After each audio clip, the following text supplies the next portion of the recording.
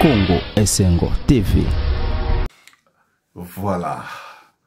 Bandeko ba Congolais de partout, ngai wabino muyomba, ngai manseba, ngai ngwashi, tope ngai noko Clovis, ya Congo démocratique, na ye lisusu pe na pesi bino nyonso mbote bandeko. Alors bandeko, avant na kende na masolo na biso ya édition oyo, na kei kopesa lo na lombango mingi mbote pe grand merci na ba abonné na biso ya Congo Esengo TV.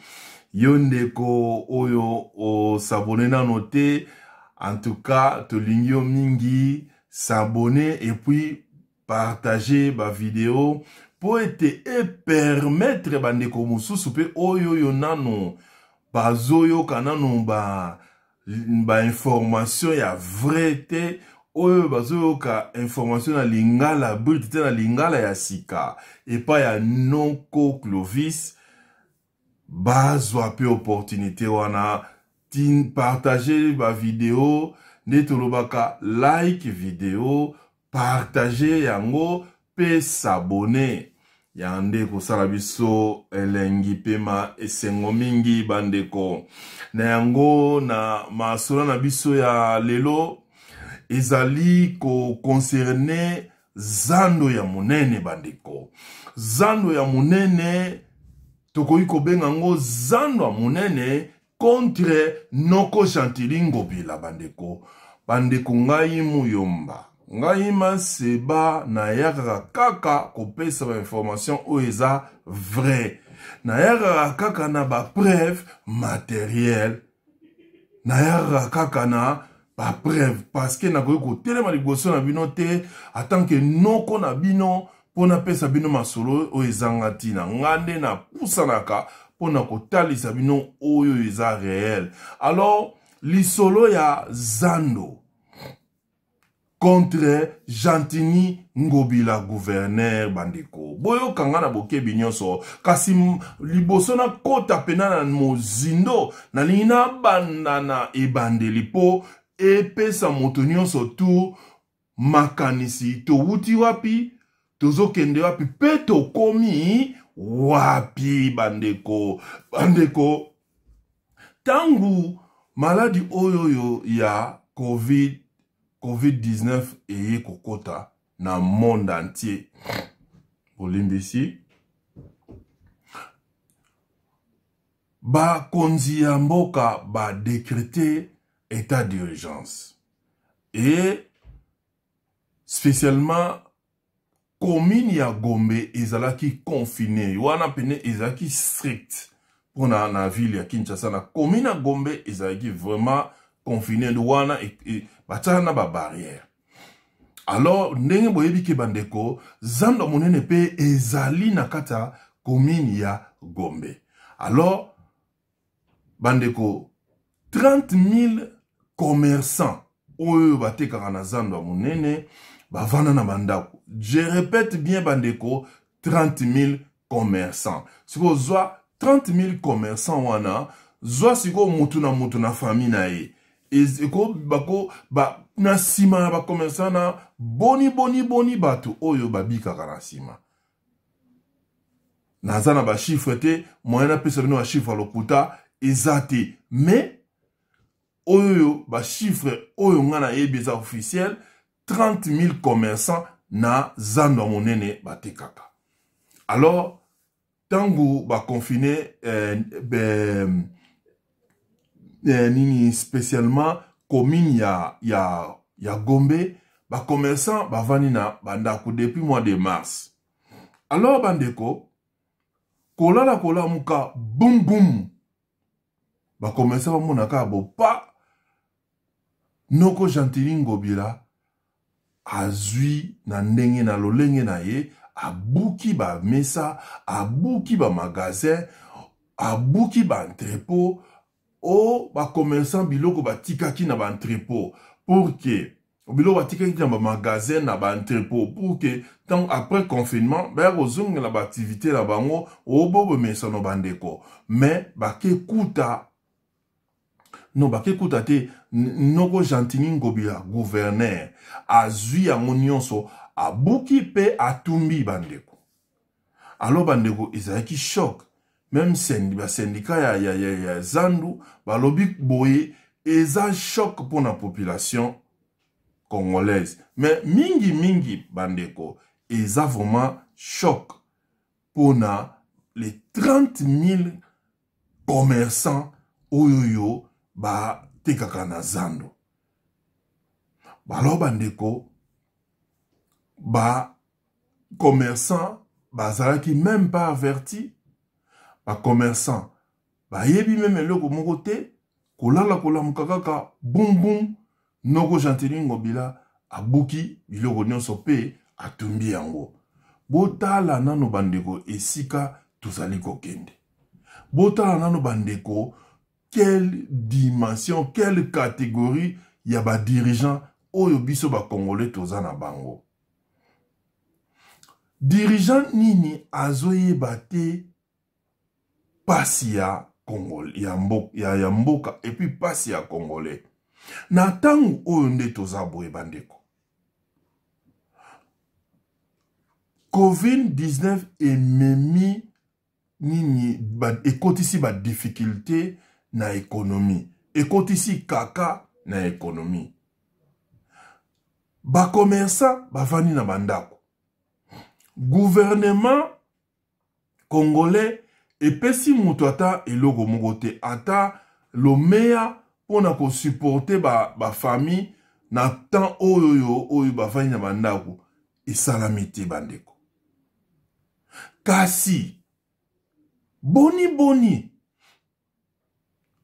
gouverneur azwa mokano na modèle wana pona nini te soka lingi abongisa Zandeko magitoko pona ye asal a marqué ba empreinte na ye likambo te. Mais benga bandeko yebisa bango ke na pesi bino délai soit 2 semaines soit 3 semaines bobimisa biloko na malembe tala délai za ya 3 semaines malembe bobimisa biloko comme ça boluka possibilité nini place boko placer biloko na bino tozo banda ba misala le temps toza na confinement to profiter to faire avancer ba misala pourtant boko zonga boko kuta marché propre nde ezalaka bongo. Mais gouverneur Jantini Ngobila a préféré ko sala bongo te ye abuki atumbi epesi vraiment pasi bandeko. Alors ba commerçant pe balobi te toko talaka ndenge wana te. Malgré qu'on baloba congolaza moto azalaka oui congolais pa habite toko tala bongo te ba commerçant babandi pe ko sala ya bango ba pression et bandi babandi ko luka ete basala marche pour que ba obtenir destitution ya gouverneur Jantini Ngobila. Tangu ye gouverneur ayoki ndengwana nde akei koyokana koloba ete non bandeko na pesa bino esika yango apesi bango bandeko ba komensa bakei kotala boye pa soko osika ka lati bandeko 60 cm yo moko mesurer 60 cm na lati eza munende ni bandeko et place yango apesi bango ayebisi bango malamu ke non eza pona 2 mois donc eza place moko provisoire po bazosala bamisala na Zandu. Kasi lokola eza provisoire esengelaki ezala ofeleti po bandeko bakongole bakomersa na mboka na biso bazwi mbongo te na gouvernement bazwi support te na gouvernement bavandi na bandako batekaka te eloko moko te. Mais gouverneur azotekela bango ba place wana bandeko $60 $100 bandeko bino mobuta na niveau wana ba commerçant ba moni to ego kenizala peka boiti biso photo luka to meka ko zongela kaka na nino na zando parce que toko tika ka boiti bandeko binomo botala ba ndeko ba commerçant ndenge ba se manifestaki bongo toko kutana juste après.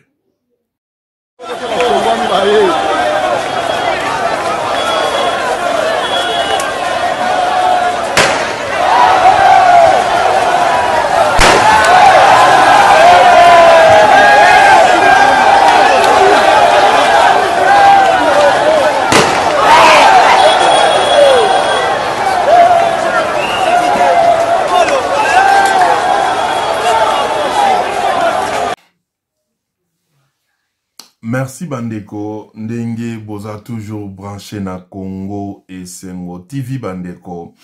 Nde to bo uti kolanda na bokebi nyonso ndenge Bandeko ba se manifester. Bandeko eza pasi pe na mawa. Mingi mingi motema pasi. Mingi mingi choc po Bandeko baza na pasi. Mais bato baza censé ya ko compatir na pasi na bango bango wana bazo bakse la bango nde pasi. Bomoni bandeko ba congolais ba commerçant ndenge ba se manifester pona ete bazonga na bango na zando monene. Kasi bandeko ezaka wana te likambo wana dossier wana ezaka wana te. Tangu tozalaki na bane, si je me trompe pas, 2005 ou juin 2005 ou juin 2006, entre les deux si je m'avais. Tozalaka na gouverneur na kombo, si je me trompe pas, ezaka na kombo ya Liwanga. Alors, papa Liwanga a signé un contrat na société na kombo ya Safricom SPRL. Pona kosala ba travaux. Bon. To éviter eloko nini sala ki ba travaux ana et salamate soki to yebi pete na niveau ana. Mais tozotala na ka espèce sikoyo. Noko Chantilingo bila tangu ya ye atale abi rien.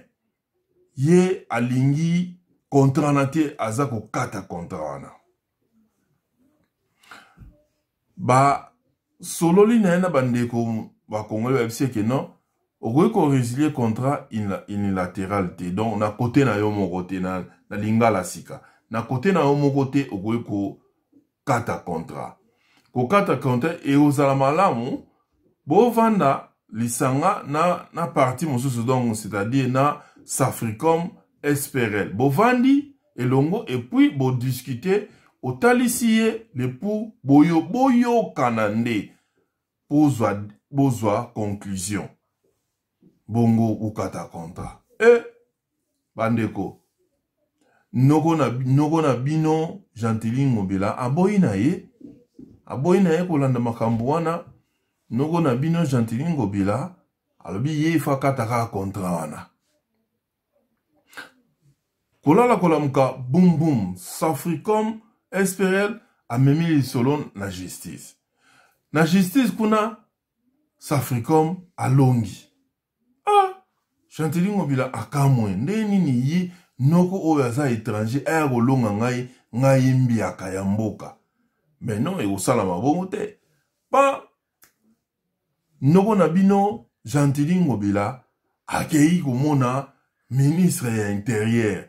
Ministre intérieur a PC conseil à lobby non noko Chantilingo bila okoki kosala ndenge wana te il faut kende boyo kana et puis kosala te okata contrat na côté na yo moko contrat bakataka bongo te bandeko mosusu batalisi c'est que leloyo justice congolaise ekati elopesi Safricom SPRL raison. Yo ozo santete. Mais soki lobby Safricom SPRL a memi oyo na justice internationale na ba preuve matérielle ikozala mabe mingi pona république parce que dommage d'intérêt oyoyo bako futi sa République démocratique du Congo mutako futango trésor public ikuuta na mbongo ya ba contribuable ikuuta na poche ya Noko Jantini Ngobila ti me bandeko kokamwa na ibite to benga nini boyoka ndenge Noko na bino Jantini Ngobila à répondre commerçants, les 30 000 commerçants, à répondre Safricom, SPRL, sorry, à répondre Justice congolaise, à répondre ministre, il y a ministre intérieur, makambo ya lobaki na tina ba courrier ezali comme ba preuve matérielle. Pour mikolo to komi pièce par pièce. Tozana ba pièce ou ezo laksake, ministre atindela ki ba courrier ke ko sala ndengo na te ndengo zo sala na ndenge na yo. Il faut landa mibeko ndenge mibeko esengi. Mais bandeko bolanda ndenge Jantini Ngobila à répondre batu oyo nyonso donc azui bango tout asangisi bango tche bango bango nyonso na mikate de même sachet alobi mutu na mutu na oloba mingi te bino moko bolanda na monoko na ye moko Noko na bino Jantini Ngobila makambo nino ya lobi na pona réponse ya makambo wana et puis nga na retrouver bino juste après. Alobi boye jusqu'à nouvel ordre Zando ya monene ezali ya kokangama. Bato bako sabino te baloba bilobela te batika biso tosala musala ya Kinshasa bopeto na kati ya Kinshasa.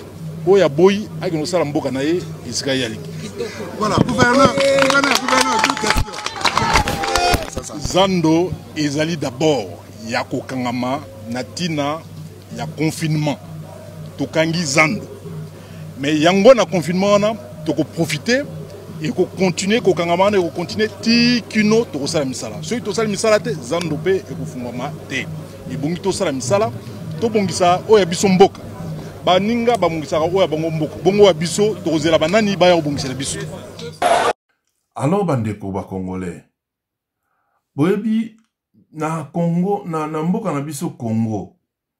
Ou bien na gouvernorat ya ville ya Kinshasa, eza orchestre ti. Eza tozo formé pe ba musicien te. Tozo pe formé ba président ba orchestre ti. Pour ba réponse oyo ya modèle wana bandeko. Gouverneur azo répondre na ba commerçant, na Safricom SPL, na justice congolaise, na ministère ya intérieur à répondre bango moto ba ya osala ba travaux donc a pesi mo Congo na contrat o ezaki ko exister a pesi mo Congo na ndenge na ye sans kolanda ba norme et il paraît a eu contrat mususu passé azo alobi azo sala ba travaux donc c'est que a eu déjà tronini a eu contrat mususu. Parce que ce qui a rejeté contraire au Ezaki Liboso et qui a bandi Gosala Misala, c'est que Izo Laksake a su déjà contre Moussousou. Alors, bandeko botala na niveau oyo mboka na biso tozali kokende. Alors, justice nde etombola mboka. Justice na biso, il faut être à l'ikambouana. Peuple congolais. Biso, il faut tous à la conscience collective. Tangu bandeko balobi to telema, tokenego sala marche contre ba décision ya o Jantini a Outikozwa. et sengeli tozala liboke moko tozala na unité nde tokozwa gain de cause ya situation oyo kasi soki groupe o mususu baki kolamuka butu pona ke ofunda baninga mususu wana nde ekosimba te po okoki kozwa bakopesa $100 $200 mais par rapport à vie na yo mobimba c'est mieux oza na esika na yo ozo débrouiller ozo gagner ndambu na loboko ya Nzambe oko progresser au lieu que okende ko sala nini yango wana na lobi te bato baki osala bo mais naza ko pesa mateya na ba biso na biso moko ba congolais il faut toyeba kozwa pe solution na ba problème na biso to telema po makambo ekoyi kozala ka boye te biso ba congolais faut to faire voir bato lokola ba gouverneur ba ministre ba président de la république ete biso ba congolais tolingi effectivement tolingi changement po ete to obtenir changement esengeli biso ba congolais to lakisa bango ke tolingi changement soki to lakisi bango te bandeko e bando demerika boye po oyoka kuna nan ba million na kuna na ba million mususu kuna nan ba récupérer en te to éviter quand c'est ba récupérer en sikoyo maka mususu ego bima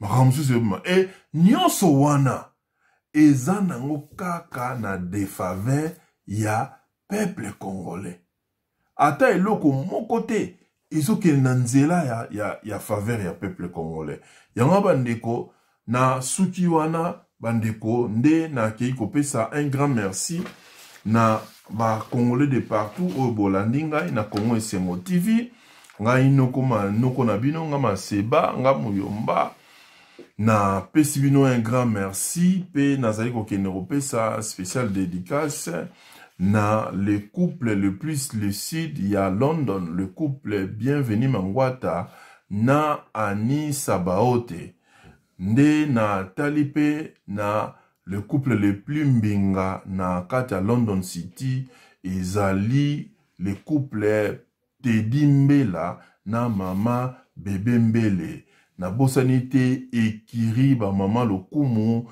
oyo ekambami na Mama Olga Mboui, l'ékiri la plus respectée na pesibino mbote mingi e sika bozali na keina lombangu kotala bandeko oyo ya Bruxelles. Na Bruxelles, tozali na la fille exemplaire. Bino moboye bi na Bruxelles, fille exemplaire e azakaka yemoko eza Sandra Somao na pesio mbote. To zongi awa na mboka ya Manchester. La fille la plus stylée na Manchester. Je répète, la fille la plus stylée na Manchester. Ezabongo Brenda Mobiala la Pamba. Mbote na yo ya mwana, nga Muyomba na yo, na pesio mbote. Na bosani pete Dodon Pongo, sponsor officiel. Na bosani pete noko na ngai Esther Nzongo, merci pour na ba suggestion na yo noko na ngai mpe na sukisi na Yannick Bongondo, le directeur, l'excellent directeur Maison Given na immeuble Botour local 54. Ce qui boye pour na ba invitation, bientôt confinement ils aussi là, ba invitation ya kafu ya kitoko bandeko bomona Yannick Bongondo, le directeur, l'excellent directeur. Nde ngana bino na to sukiwana to kutani na édition oyo ezali koya. Ciao.